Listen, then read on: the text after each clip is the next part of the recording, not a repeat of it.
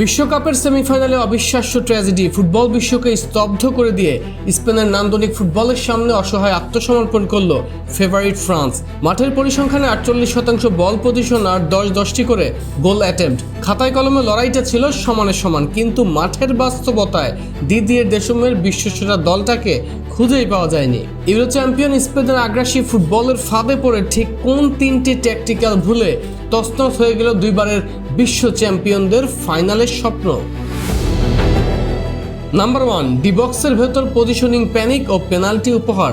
ম্যাচের শুরু থেকে দুই দল যখন হাড্ডাহাড্ডি লড়ছিল, ঠিক 20 মিনিটের মাথায় ভুল করে বসেন লুকাস দিনিয়ে।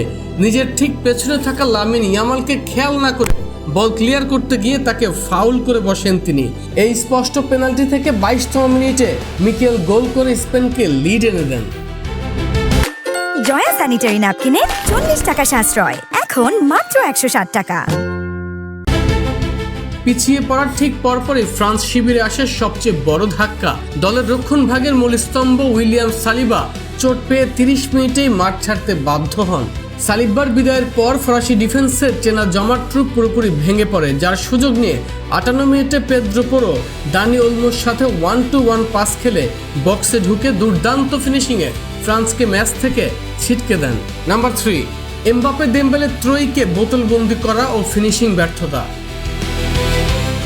ফ্রান্সের হাই প্রোফাইল আক্রমণ ভাগ কিলিয়ান এমবাপ্পে, উসমান দেম্বেলে ও মাইকেল ওলিসে ত্রয়ীকে স্পেনের গতিময় মিডফিল্ড ও রক্ষণ ভাগ পুরোপুরি বোতলবন্দি করে রেখেছিল।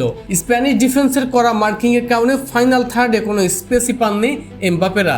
অন টার্গেট শটে এগিয়ে থাকলেও ফিনিশিংয়ের চরম ব্যর্থতা আর ভিএআর কিছু সিদ্ধান্ত পক্ষে না আসায় আর ম্যাচে ফিরতে পারেনি ফ্রান্স।